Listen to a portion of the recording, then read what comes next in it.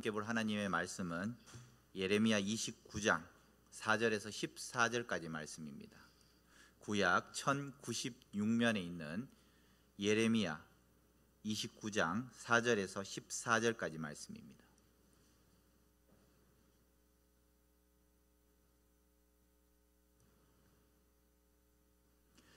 (4절부터) (14절까지) 말씀 한 절씩 교독하고 마지막 (14절을) 함께 읽겠습니다. 만군의 여호와 이스라엘의 하나님께서 예루살렘에서 바벨론으로 사로잡혀가게 한 모든 포로에게 이와 같이 말씀하시니라.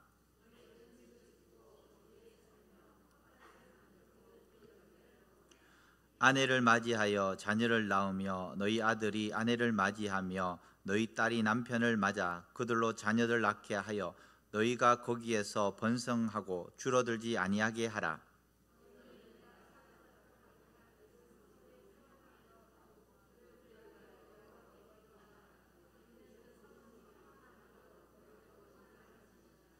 만군의 여호와 이스라엘 하나님께서 이와 같이 말씀하시니라.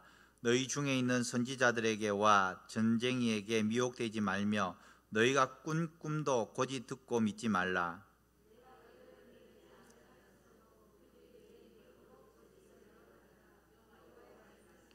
여호와께서 이와 같이 말씀하시니라. 바벨론에서 70년이 차면 내가 너희를 돌보고 나의 선한 말을 너희에게 성취하여 너희를 이곳으로 돌아오게 하리라.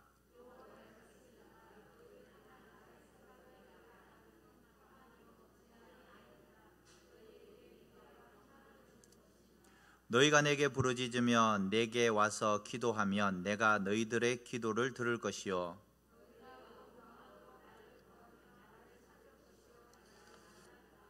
이것은 여호와의 말씀이니라. 나는 너희들을 만날 것이며 너희를 포로된 중에서 다시 돌아오게 하되 내가 쫓아 보내었던 나라들과 모든 곳에서 모아 사로잡혀 떠났던 그곳으로 돌아오게 하리라. 이것은 여호와의 말씀이니라. 아멘. 우리나라 정치나 역사를 보면 과거부터 지금까지 굉장히 갈등 속에 있습니다. 조선시대에도 보면은 이 병자호란이 일어났을 때에 갈등이 심했습니다. 명나라에 더 신경을 써야 된다는 척화파, 사대주의죠.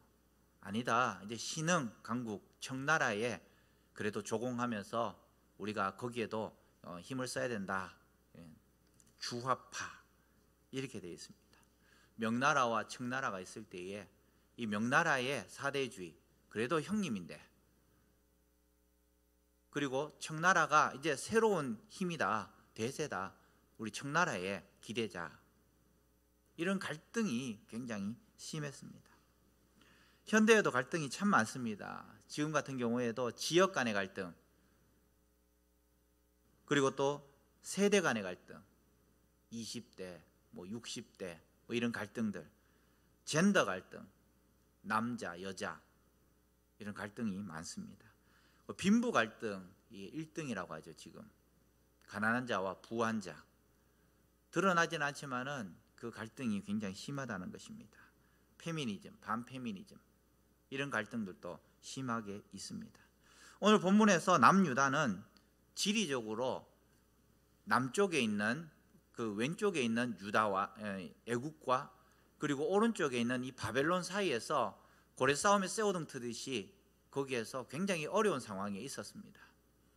멀리 있는 바벨론보다 가까이 있는 애굽에게 우리가 조공하고 이 애굽과 친하게 지내자. 친애굽파. 아니다. 지금의 대세는 바벨론이다. 비록 멀리 떨어져 있지만은 이 바벨론에게 우리는 기대야 된다.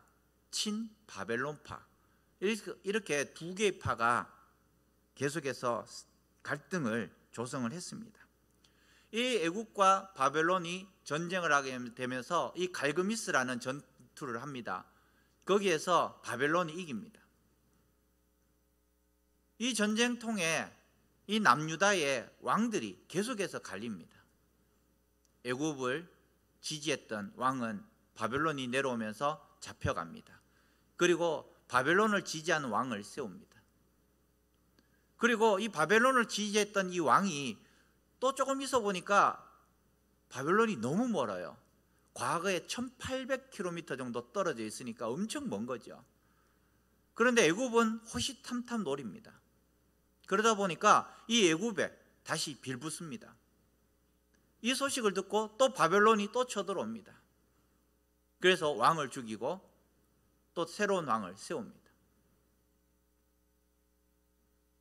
이때에 활동했던 선지자가 오늘 예레미야 선지자입니다. 이 예레미야 선지자가 이후에 이 예레미야 선지자는 남유다에서 활동을 했습니다. 그리고 이후에 한 20년 후 정도 되면은 이 바벨론에서 활동하는 사람이 있는데 에스겔입니다. 이 에스겔은 포로로 잡혀갑니다. 2차 포로로 잡혀갈 때 그때 같이 잡혀갑니다. 그리고 30살이 되었을 때에 에스겔은 선지자로서 이제 활동을 하게 되는 것입니다. 이 예레미야는 애국과 바벨론을 두고 눈치 보고 있는 이 이스라엘 백성들의 이 리더들에게 하나님의 말씀을 선포하는데 하나님의 말씀이 이 대세와 조금 다른 이야기를 합니다. 대세는 애굽에게 복종하는 것이 좋다라는 이것이 대세입니다. 그런데 이 예레미야는 바벨론에게 항복하라 그렇게 선포를 합니다. 예를 들자면은 지금 남유다의 분위기가 예레미야가 했던 그 말씀을 드리면 과거 우리나라로 따지면 어떤 상황이냐면 독립운동을 합니다. 일본하고 계속 전투를 해요. 그런데 누군가가 나타났는데 이 하나님의 선지자라고 하는 사람이 나타났습니다. 일본에게 항복해라. 이거하고 거의 비슷한 뉘앙스입니다. 매국노가 되는 겁니다. 이 예레미야가 얼마나 많은 손가락질을 받았을까요? 이 당시에 하나님이 예레미야를 통해서 선포하신 말씀은 아마 남유다 사람들이 들었을 때에 말도 안 되는 소리였습니다. 우리나라도 마찬가지로 손가락질하면서 친일파다 이야기를 하면서 얼마나 많은 고난을 줬겠습니까? 아무리 하나님께서 계시로 말씀하셨지만은 남유다 백성들이 무서워서 바벨론에게 투항하라 이런 말을 하지 못했을 것입니다.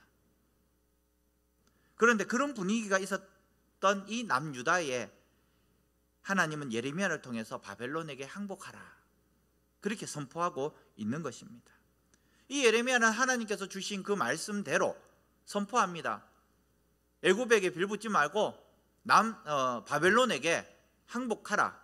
그래야지 너희들이 살 길이다. 그렇게 말씀을 하고 있는 것입니다. 이 말씀의 깊은 뜻이 무엇이냐?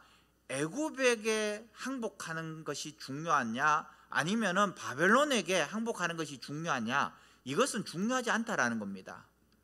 이것은 바로 하나님을 의지하라. 이것이 포인트라는 겁니다. 하나님을 의지하라. 하나님은 열방 가운데 하나님께서 왕이신데 이 이스라엘은 왕이신 하나님을 버리고 인간의 왕을 세웠습니다. 그러면서 계속된 우상 숭배 가운데에 하나님과 멀어졌습니다. 계속해서 우상 숭배를 했고 하나님의 말씀에 순종하지 못했던 이스라엘 백성들에게 하나님은 사람 막대기와 인생 채찍으로 이렇게 이방인을 통해서 징계하시는 그 내용입니다. 사무엘에게 왕을 달라고 했을 때에 하나님께서 사무엘에게 말씀하십니다. 너를 버린 것이 아니라 나를 버린 것이다. 다시 하나님은 하나님 자리에 있기를 원하시기 때문에 왕으로서 그 자리에 있기를 원하시기 때문에 이방인들에게 막대기를 쓰셔서 이 이스라엘 백성들을 채찍으로 혼내시는 장면이 오늘의 장면인 것입니다. 예레미야는 남아있는 유다 백성들에게 거듭 당부합니다. 하나님의 심판을 받아들여라. 바벨론에 항복하고 포로로 끌려가는 것이 하나님의 뜻이다. 그렇지만은 이 남유다의 왕은 애굽 왕의 힘을 빌려서 바벨론을 물리치기를 원했던 것입니다. 이런 마음을 이용한 한 사람이 28장에 나타났는데요, 하나냐라는 거짓 선지자가 나타납니다. 예레미야는 이 바벨론에게 항복하라, 바벨론에게 끌려가라, 그런 이야기를 계속하는데 하나냐는 그 반대 이야기를 하는 겁니다. 어떤 이야기를 합니까? 만군의 여호와 이스라엘 하나님이 이같이 일러 말씀하시되, 이건 거짓말이에요. 하나님의 말씀이 아니라 자기 말입니다. 내가 바벨론의 왕의 멍에를 꺾었느니라. 그러면서 이후에 예레미야가 가지고 왔던 이 소멍에를 부서뜨려 버립니다. 하나님께서 어떤 말씀을 하시냐면은, 이것은 나무로 만든 것이 아니라 쇠로 만든 멍에다. 너희들이 부서뜨릴 수 있는 것이 아니다 라고 말씀을 하시는 겁니다. 그리고 3절 말씀에 보면은 2년 후에 다시 돌아올 것이다.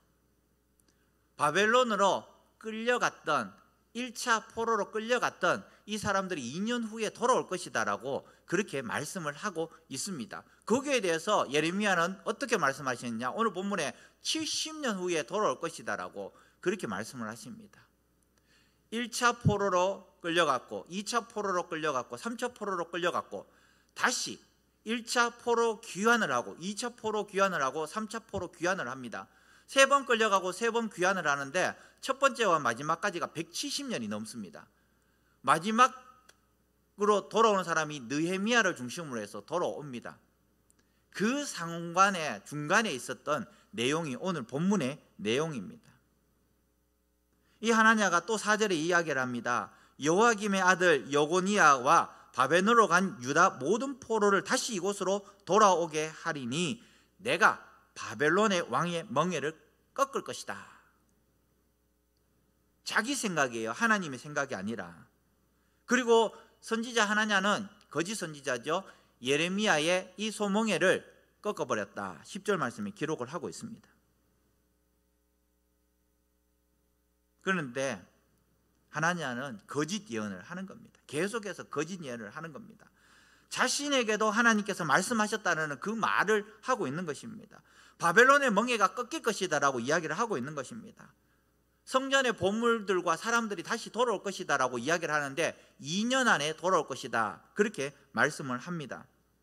그런데 하나님께서 예레미야를 통해서 다시 선포를 합니다. 이 하나냐는 올해를 넘기지 못할 것이다, 올해가 지나가기 전에 죽을 것이다 라고 선포를 합니다. 그래서 성경 말씀에 28장 17절에 보면 7째 달에 죽었다라고 그렇게 기록을 합니다. 남유다는 3차에 걸쳐서 포로로 잡혀갑니다. 1차로 잡혀갔을 때에 그냥 항복하고 그냥 끌려갔으면 많은 사람이 죽지 않았을 것입니다. 그런데 1차에도 반대하고 2차에도 반대하고 마지막 3차에 어떤 일이 있었습니까? 30개월 동안 예루살렘 성을 포위합니다. 그때 어떤 현상이 일어납니까? 내 자녀를 잡아먹는 그 현상이 일어납니다. 에스겔 5장 10절 말씀에도 기록되어져 있고요, 이사야서 9장 20절 말씀에도 그렇게 기록되어져 있습니다. 먹을 것이 없으니까 30개월 동안 포위되니까 이제 먹을 것이 없는 거예요. 함락되기 직전에 왕 시드기야가 밤에 도망을 하다가 붙잡힙니다. 그의 아들들도 붙잡힙니다. 아들들은 시드기야가 있을 때 죽여버립니다. 그리고 시드기야 눈을 빼서 바벨론으로 끌고 가는 것을 보게 됩니다. 오늘 29장의 이 말씀은 1차로 포로로 잡혀가고 난 이 사람들이 2차로 포로로 잡혀갈 그때에 예레미야가 편지를 쓰는데 1차로 끌려간 사람들에게 편지를 쓰는 겁니다. 이 하나냐가 얼마나 영향력이 있었던가 하면, 거짓 선지자들이 원래 좀 영향력이 강합니다. 이 말도 언어의 순발력도 굉장하고요, 또 사람들이 듣고 싶은 말들을 합니다. 싫은 말 하는 사람들은 싫어합니다. 그런데 하나냐는 좋은 말을 했습니다. 곧 회복될 것이다 라고 이야기를 하니까 얼마나 좋았겠습니까? 2년 후에 다시 돌아갈 것이다 라는 그런 희망을 가지고 있었는데, 이 예레미야가 2차로 포로로 끌려가는 이 사람들에게 편지를 씁니다. 너희들 거기에서 나무도 키우고 열매도 맺게 하고 너희들도 시집 장가가고 너희 자녀들도 시집 장가가라. 70년이 찰 때에 너희들이 다시 이곳으로 돌아올 것이다. 70년이라는 것이 성경에는 완전한 겁니다. 너희들이 완전하게 이제 회개하고 난 다음에 이제 하나님께서 회복시켜 줄 것이다 라고 그렇게 말씀을 하고 있는 것입니다. 2차로 잡혀갈 때에 누가 잡혀갔습니까? 에스겔이 거기에 잡혀갔습니다. 1차로 잡혀갈 때 누가 잡혀갔습니까? 다니엘이 잡혀갔습니다. 다니엘을 중심으로 왕족들이 잡혀갔고요. 2차는 귀족들과 많은 이 장수들이 잡혀갑니다. 거기에 에스겔 같은 제사장들도 잡혀가게 되었습니다.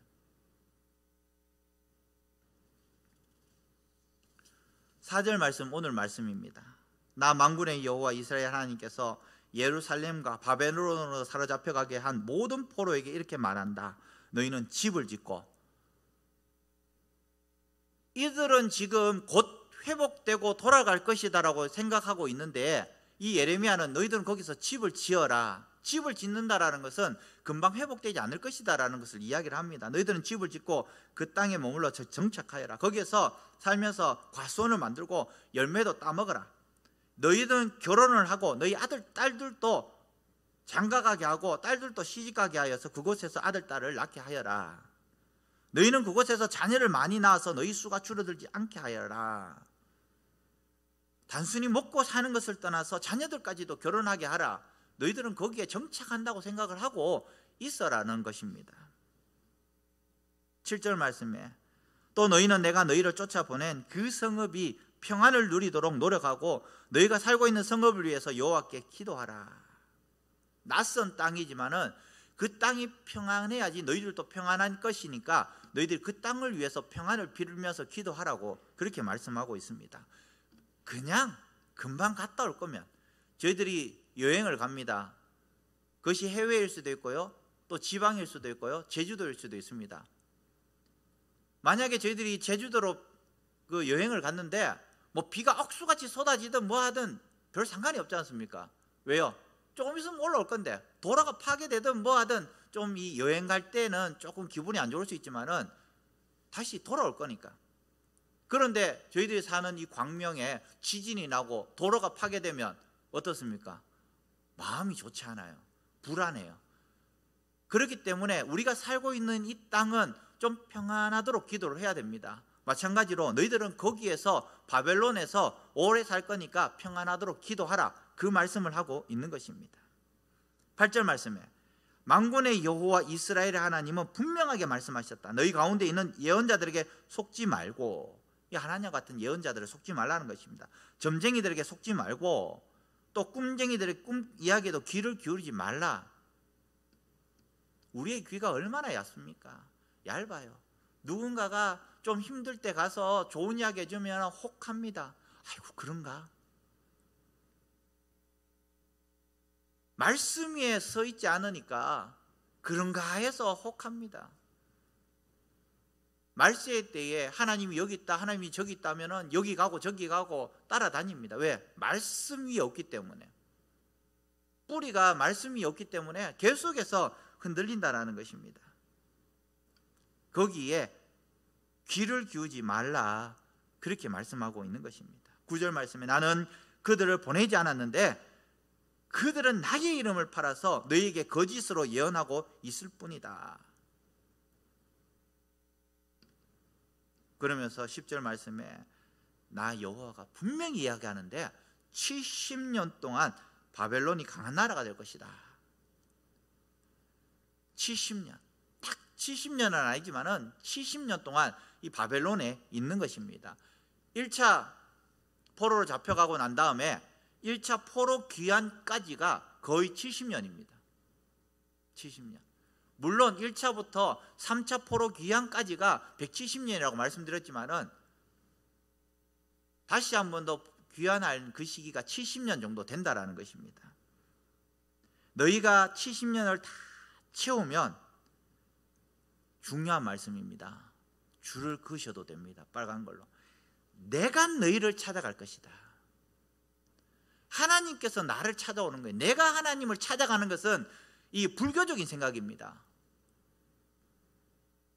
하나님께서 나를 찾아오시는 겁니다. 여기서도 마찬가지예요. 내가 너희를 찾아가서 너희를 이곳 예루살렘으로 다시 돌아오게 하겠다. 바벨론에게 항복하라라는 것도 바벨론이 강해서가 아니라 하나님께서 명령하시고 하나님께서 허락하셨기 때문에 바벨론이 강하게 된 것입니다. 바벨론이 잘해서, 바벨론이 힘이 세서 그런 것이 아니라 하나님께서 허락하셨기 때문에 그렇다라는 겁니다. 이제 내가 너희를 찾아가서 다시 회복시켜 주시겠다, 다시 회복시켜 주시겠다 말씀을 하고 있는 것입니다. 11절 말씀이 오늘 포인트입니다. 너희를 두고 세운 나의 계획을 오직 나만 알고 있으니 내가 너희를 향한 계획이 재앙이 아니고 평안이고 번영이다. 하나님의 말씀입니다. 이스라엘을 향한 그 계획은 하나님께서 미리 정하셨다는 것입니다. 그것은 재앙이 아니고 멸절시키는 것이 아니고 이스라엘을 없애는 것이 아니라 다시 한 번 더 평안과 번영을 위해서 만들어 주셨다는 것입니다. 이스라엘이 왜, 남유다가 북이스라엘이 왜 멸망했습니까? 우상숭배 때문에 멸망했습니다. 불순종 때문에 멸망했습니다. 포로로 잡혀갔습니다. 그들이 70년 동안 하나님 앞에서 얼마나 회개를 했겠습니까? 다시 한 번 더 회복시켜 주십시오. 얼마나 기도했겠습니까? 하나님께서 원하시는 것은 바로 그것이었다는 것입니다. 하나님 앞에 겸비하고 회개하고 또 하나님 앞에 바로 서기로 몸부림치는 것, 그럴 때에 하나님께서 찾아오신다라는 것입니다. 비록 포로 생활하고 있지만은 장래에 소망이 있을 것이다라고 그렇게 말씀을 하고 있는 것입니다. 너희 자녀들 모두가 다시 자기 지경으로 돌아올 것이다, 그렇게 말씀을 하고 있는 약속인 것입니다. 복음성가 가운데 이런 복음성가가 있습니다. 아주 옛날 거예요. 우리가 걷는 이 길을 보기에 조그마며 찾느니 매우 적어서 외롭지만 이 길 끝에는 우리 주님이 계셔 우리를 그 품에 안아주시리. 믿음의 사람은 바로 이 길 끝에, 지금은 좁고 외롭지만 이 길 끝에 하나님이 계신다라는 것을 우리는 믿고 가는 것입니다. 세상 사람들이 손가락질하여도 결국에는 그 끝에 하나님이 계신다라는 것을 믿고 나가는 것이 바로 믿음의 성도들의 모습이라는 것입니다. 마태복음 13장 44절에 어떤 말씀이 나와 있습니까? 밭에 감추어진 값진 보화를 발견한 이 청년이 나옵니다. 남의 밭을 경작합니다. 부자입니까? 가난한 사람입니까? 가난한 사람이에요. 좋은 밭을 줬겠습니까? 나쁜 밭을 줬겠습니까? 나쁜 밭을 줬을 겁니다. 그래도 이 청년은 열심히 경작했습니다. 어느 날 막 경작하고 있는데 뭔가 딸그락 소리가 납니다. 뭐가 있었습니까? 보화가 거기에 묻혀 있는 거예요. 이 땅은 자기 땅입니까? 아닙니까? 아닙니다. 보화의 주인은 누굽니까? 찾는 사람 겁니까? 아니면 땅 주인 겁니까? 땅 주인 거예요. 그러니까 이 청년이 이 땅을 사기 위해서 모든 것을 팔았다는 것입니다. 집에 있는 것, 뭐 돈 되는 게 있겠습니까? 근데 이것저것 다 팔면서도 막 얼굴은 화색이 돕니다. 주위의 사람들이 손가락질 하겠죠. 저거 못 먹고 살더만 지금 드디어 정신이 갔구나. 그 돌짝밭 저거 필요하지도 않는 거 저거 뭐 한다고 샀냐고 그렇게 이야기할 겁니다. 그런데 이 청년은 어떻게 생각합니까? 이놈들 내가 요 밭을 사기만 사봐라. 모든 사람이 손가락질해도 보화를 본 이 청년은 그 속에 얼마나 기쁨이 있겠습니까? 남에게 돈을 빌려서 이 밭을 샀을 것입니다. 밭을 사고 난 다음에 짜잔! 그 보화를 다시 캐내었던 겁니다. 천국은 바로 이런 것이라는 겁니다. 보화를 가지고 그 꿈을 꾸었던 이 청년의 모습, 얼마나 기분이 좋았겠습니까? 12절 말씀에 너희가 내게 부르짖을 때 내게 와서 기도하면 내가 너희들을 기도를 들을 것이고, 하나님께서 우리에게 기도를 들어주시겠다고 응답하시는 것입니다. 예레미야 33장 3절 말씀에 이렇게 기록을 하고 있습니다. 너는 내게 부르짖으라 내가 내게 응답하겠고 내가 알지 못하고 크고 은밀한 일을 내게 보이리라. 비록 포로의 삶이었지만은 하나님께서 나가 이름을 부르짖고 기도하면 하나님께서 들어주시겠다 약속하고 계십니다. 회개하면 다시 하나님께서 회복시켜 주시겠다고 약속하고 계시는 것입니다. 13절 말씀에도 동일한 말씀이 나옵니다. 너희가 온 마음으로 나를 구하면 나를 찾을 것이요 나를 만나리라.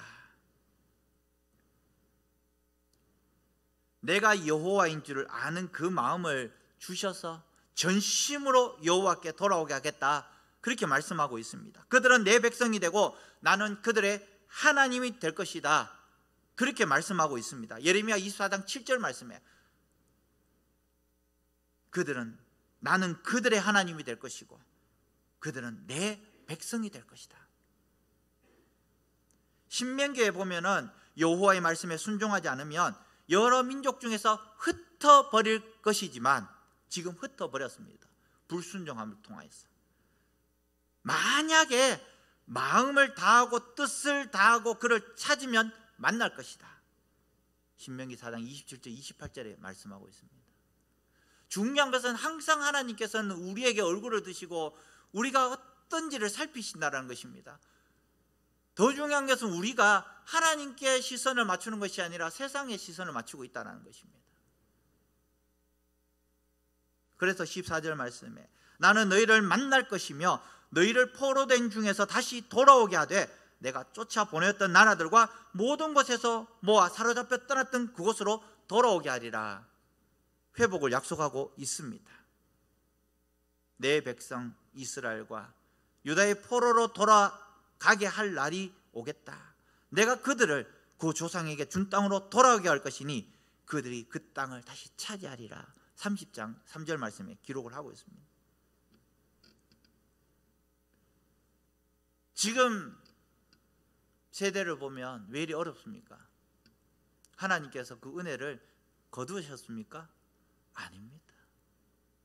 우리의 마음이 떠난 겁니다. 하나님은 항상 얼굴을 우리에게 드사 항상 우리의 시선을 고정시키고 있습니다. 그런데 우리가 시선을 다른 곳으로 향하고 있다는 것입니다. 예레미야가 바벨론의 포로로 끌려간 백성들에게 보낸 편지, 이 편지를 통해서 이스라엘 백성들에게 다시 한 번 더 경고하고 있습니다. 그러면서 다시 한 번 더 약속하고 계시는 겁니다. 70년 기한이 다 지나면 회복시켜 줄 것이다.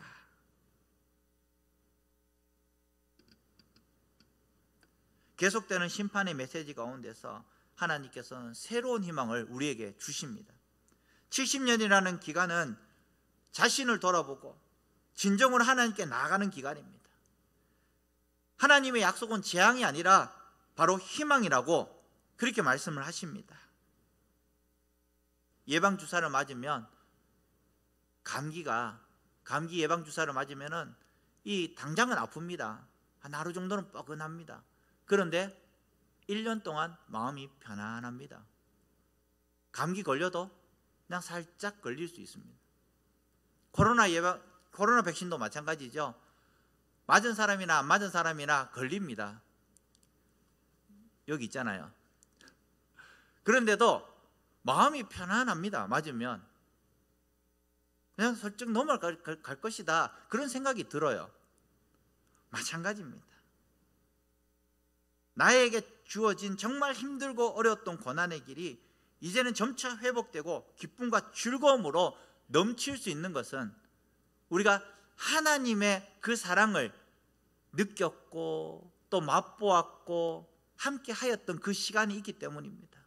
하나님께서는 여전히 우리에게 다시 돌아오기를 원하십니다. 우리는 그 자리 다시 돌아가면 됩니다. 아버지 보시기 바랍니다. 돌아온 탕자가 돌아왔을 때 얘 이놈의 자식아, 네가 돈 다 쓰고 난 다음에 돌아왔느냐, 이런 소리가 전혀 없습니다. 잘 돌아왔다, 잘 돌아왔다, 잘했다, 잘했다, 그렇게 하신다라는 것입니다. 이제 점차 회복될 그 하나님을 우리는 찬양해야 됩니다. 이제 끝까지 온 것 같습니다. 코로나 이제 끝까지 온 것 같습니다. 이제 회복되어서 기쁨과 즐거움이 넘치는 그 시간을 우리는 이제 준비해야 됩니다. 새롭게 만들어 가실 그 하나님의 나라, 그것을 우리는 준비하면서 나가야 한다는 것입니다. 새 일을 이루실 그 하나님, 그 하나님을 찬양하고 또 새롭게 만들어 가실 하나님의 그 계획을 우리는 기대하면서 나가야 하는 것입니다. 온전한 마음으로 하나님을 찾고, 지금 2년 동안 우리의 신앙의 이 모습이 무너져 버렸습니다.